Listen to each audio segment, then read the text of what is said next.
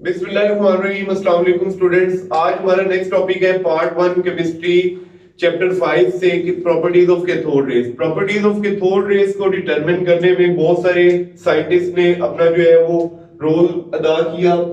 इसमें सबसे पहले प्रॉपर्टी है चार्ज। चार्ज को डिटरमिन करने में ये क्वालिटेटिव चार्ज है कि इस पे नेगेटिव चार्ज है, पॉजिटिव चार्ज है कि कैथोड रे न्यूट्रल है। इस चार्ज का ये मतलब है। आगे इसी चैप्टर में हम चार्ज की वैल्यू भी फाइंड आउट करेंगे कि इलेक्ट्रॉन या कैथोड रे भी चार्ज की वैल्यू क्या है। चार्ज जो फाइंड आउट किया, ये दो साइंटिस्ट ने फाइंड आउट किया। मैग्नेटिक फील्ड अप्लाई करके जेके पेरन ने फाइंड आउट किया और इलेक्ट्रिक फील्ड अप्लाई करके जे थॉमसन ने फाइंड आउट किया चार्ज। दोनों ने जब इलेक्ट्रिक फील्ड और मैग्नेटिक फील्ड दोनों ने अप्लाई की तो ये पता चला कि कैथोड रे पे नेगेटिव चार्ज है। दोनों ने ये बताया, जे पेरन ने अलग से मैग्नेटिक फील्ड अप्लाई करके और जे थॉमसन ने अलग से इलेक्ट्रिक फील्ड अप्लाई करके ये बताया कि कैथोड रे जो है वो नेगेटिवली चार्ज है। तो चार्ज जो है वो कैथोड रे पे नेगेटिव है। इसी तरह जे थॉमसन ने एक और काम किया, इसने E over M value find out की। E ओवर M वैल्यू का मतलब है charge to mass ratio value. इसने E ओवर M वैल्यू कैसे फाइंड आउट की? By simultaneously applying electric field and magnetic field on cathode ray। Cathode ray पे एक ही वक्त में इलेक्ट्रिक फील्ड और मैग्नेटिक फील्ड को अप्लाई करके कैथोड रे को दोबारा से इस पॉइंट P1 की तरफ जो है वो मूव करवाना। कैथोड रे जो है वो पॉइंट P1 से टकराती है जब कैथोड रे पे कोई फील्ड अप्लाई नहीं की जाती। जब सिर्फ मैग्नेटिक फील्ड अप्लाई की जाती है तो कैथोड रे डाउनवर्ड डायरेक्शन में टकराती है पॉइंट P2 पे। इसी तरह जब सिर्फ इलेक्ट्रिक फील्ड अप्लाई की जाती है तो कैथोड रे जो है वो कोलाइड करती है eight point P3 upward direction. जब दोनों फील्ड्स को जो है वो साइमल्टेनियसली अप्लाई किया जाता है और इनकी स्ट्रेंथ को एडजस्ट किया जाता है तो जे थॉमसन ने कहा हम दोबारा से कैथोड रे को पॉइंट P1 पे जो है वो स्ट्राइक करवा सकते हैं। इस तरह से by varying the fields, electric field and magnetic field, we can determine the E over M value of electron। जो जे थॉमसन ने E over M value find out की इलेक्ट्रॉन की, it is 1.7588 into 10 raised to power 11 coulomb per kilogram. It means अगर आपके पास 1 kilogram electrons हैं तो उन पे चार्ज होगा 1.758 into 10 raised to power 11 coulomb, इतना चार्ज होगा। तो नेक्स्ट जो इसकी प्रॉपर्टी है दैट इज फ्लोरेसेंट। अब चमक पैदा करती है, इंटेंस कलर्ड लाइट होती है। ये पहले हमने उसमें भी बात की डिस्कवरी में भी कि जब ग्लास वॉल से टकराती है, जब डिस्चार्ज ट्यूब की वॉल से उसकी दीवार से टकराती है कैथोड रे तो वो फ्लोरेसेंट प्रोड्यूस करती है, इंटेंस कलर्ड लाइट प्रोड्यूस करती है। और फ्लोरेसेंट जो है वो डिपेंड करेगी ऑन कंपोजिशन ऑफ ग्लास कि ग्लास किस चीज से बना हुआ है, कौन सी मेटल उसमें जो है इन्वॉल्व है, उसकी कंपोजिशन में है।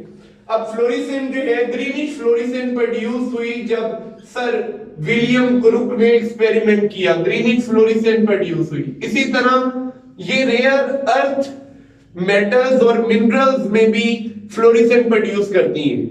कैथोड रे किन में मिनरल प्रोड्यूस करती है? रेयर अर्थ एलिमेंट्स और मिनरल्स में भी, एंड मिनरल्स इनमें भी फ्लोरेसेंट प्रोड्यूस करती है।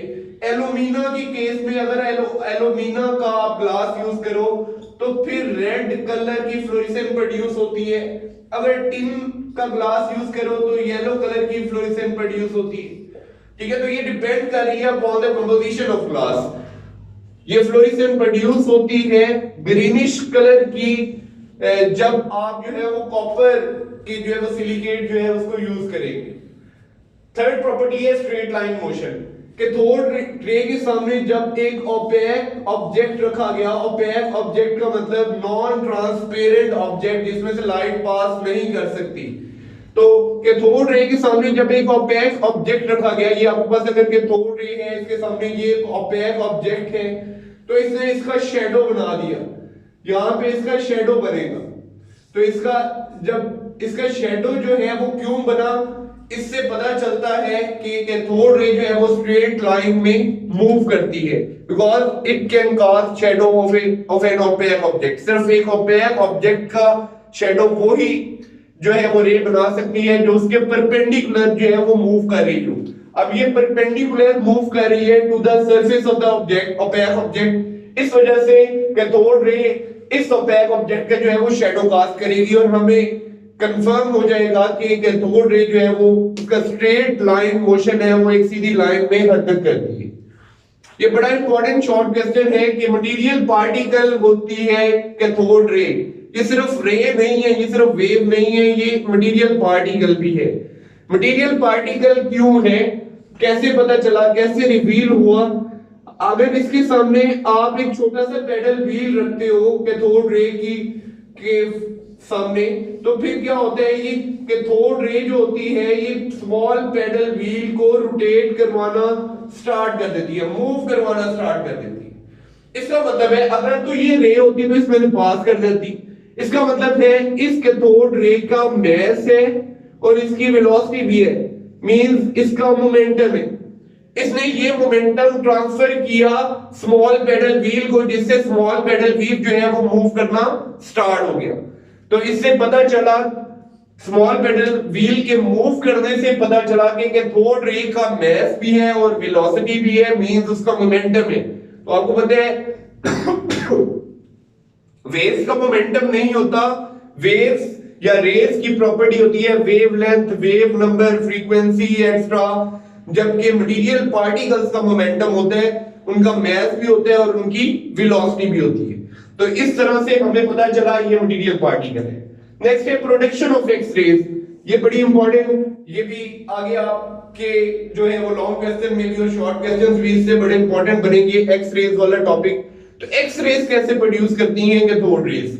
कैथोड रेज जब टकराती हैं हैवी मेटल एनोड के साथ, heavy metal anode, heavy metal से मुराद ऐसा जिसका एटॉमिक नंबर ज्यादा है, ऐसी मेटल जिसका एटॉमिक नंबर ज्यादा है। मैं यहाँ पे एक छोटी सी मेटल को जो है वो एग्जांपल के तौर पे लिखूंगा, like sodium, it is a lighter metal, इससे हैवियर होनी चाहिए, लेकिन इससे भी एक्सरेज बन सकती हैं, लेकिन ज्यादा अच्छी एक्सरेज जो है वो हैवी मेटल एनोड से बनेंगी। ये लाइटर मेटल है, तो इसमें से कैसे एक्सरेज बनेंगी? इलेक्ट्रॉन जो है या कैथोड रेज जो है, जब आप इस एनोड के ऊपर, सोडियम के एनोड के ऊपर मारोगे, स्ट्राइक करोगे, तो वो इतनी ज्यादा उनकी एनर्जी होगी कि वो बाहर वाले इलेक्ट्रॉन नहीं बल्कि अंदर वाले शेल से एक इलेक्ट्रॉन जो है वो रिमूव कर देंगे के शेल से। इतनी ज्यादा इनके पास एनर्जी है के शेल से एक इलेक्ट्रॉन रिमूव करेंगे। यहाँ पे 2 इलेक्ट्रॉन है, बाकी एक इलेक्ट्रॉन बच जाएगा के शेल में।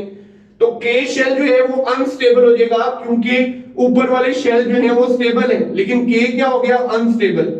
अब जब के अनस्टेबल होगा तो पूरे का पूरा सोडियम एटम अनस्टेबल होगा। के को स्टेबल करने के लिए इलेक्ट्रॉनिक ट्रांजिशन होती है from higher energy level to lower energy level. यहां से सेकंड ऑर्बिट से, लाइक एल शेल से के शेल में इलेक्ट्रॉनिक ट्रांजिशन होगी, यहां से इलेक्ट्रॉन मूव करेगा और के शेल में आएगा। इधर क्या होगा, एनर्जी रिलीज होगी in the form of light, यहाँ पे बाकी 7 इलेक्ट्रॉन बच जाएंगे। ये जो एनर्जी रिलीज होगी in the form of light, इसको आप एक्स रेज कहोगे, दीज आर एक्स रेज। इसी तरह इलेक्ट्रॉनिक ट्रांजिशन फिर यहाँ पे अब ये अनस्टेबल हो गई है, सेकंड शेल एल शेल, इसको स्टेबलाइज करने के लिए इलेक्ट्रॉनिक ट्रांजिशन होगी फ्रॉम थर्ड शेल, तो थर्ड शेल से यहाँ पे होगी। इस दौरान भी एनर्जी रिलीज होगी in the form of X rays. अब इनको एक्स रेज क्यों कहते हैं? ये रोएंटजन ने 1895 में डिस्कवर की। तो रोएंटजन ने डिस्कवर की तो इसको आर रेज कहना चाहिए, रोएंटजन ने इसको एक्स रेज का क्यों नाम दिया? बेसिकली ये सबसे पहले सर विलियम क्रुक्स ने देखी थी, और उसने, क्योंकि उन्होंने उनको वो जो है वो कैथोड रेज पे काम कर रहे थे, वो एक्स रेज पे काम नहीं कर रहे थे, तो उनको नहीं मालूम था कि इन रेज का नाम क्या है। तो उन्होंने, जैसे आप कोई भी चीज जिसे आप कंसीडर करते हो जो आपको अननोन होती है उसको एक्स कंसीडर कर लेते हो। तो इस वजह से उन्होंने जब डायग्राम बनाई तो उधर एक्स कंसीडर किया इन रेस को। उन्होंने देखा कि जब कैथोड रेस टकरा रही थी एनोड के साथ तो कुछ इलेक्ट्रोमैग्नेटिक कुछ रेडिएशन जो है वो मिट हो रही थी, उनको पता नहीं था सर्विलियम ग्रुप को, इस वजह से उन्होंने उसका नाम एक्स रखा। बाद में रोएंटगेन ने जब ये एक्स रेज डिस्कवर की तो उनको रिकॉर्ड करते हुए इनका नाम एक्स रेज ही रहने दिया। तो ये इलेक्ट्रोमैग्नेटिक रेडिएशंस हैं जो प्रोड्यूस होती हैं जब हाई एनर्जी कैथोड रेज और इलेक्ट्रॉन जो है वो हैवी मेटल एनोड के साथ जो है वो टकराते हैं। रिड्यूसिंग प्रॉपर्टी, ये इनकी रिड्यूसिंग प्रॉपर्टी होती है, इस वजह से ये केमिकल चेंज काज कर सकती हैं। आपने एक चीज बेटा याद रखनी है कि केमिकल रिएक्शन या केमिकल चेंज हमेशा कैथोड रेज की वजह से होती है, इलेक्ट्रॉन्स की वजह से होती है, कभी भी वो प्रोटॉन्स की वजह से केमिकल चेंज नहीं होती। तो ये रिड्यूसिंग प्रॉपर्टी होती है, ये इस वजह से केमिकल चेंज काज कर सकती हैं कैथोड रेज। ये जब भी किसी सरफेस के ऊपर जो है वो पड़ती हैं तो उसे ग्लो करती हैं, हीट प्रोड्यूस होती है, इससे पता चलता है कि इनकी एनर्जी भी है।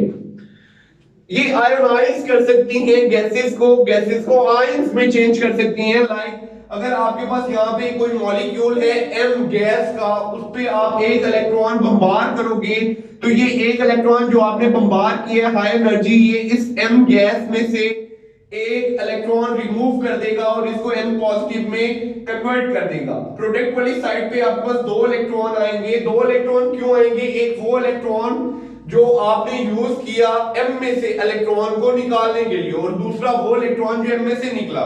तो इस तरह ये आयोनाइज कर सकती हैं गैसेस को, एनोड रेज, और न्यूट्रॉन्स जो है वो आयोनाइज नहीं कर सकते गैसेस को।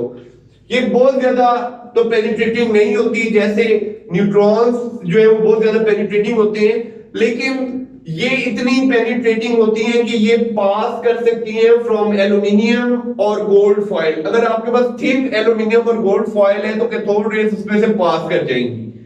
लास्ट पे जे थॉमसन ने बताया, जब इसने अपनी एटॉमिक मॉडल दिया तो इसने बताया कि जो कैथोड रेज है वो stream of negatively charge particles है। एक स्ट्रीम है cathode rays, basically they are a stream of negatively charge particles.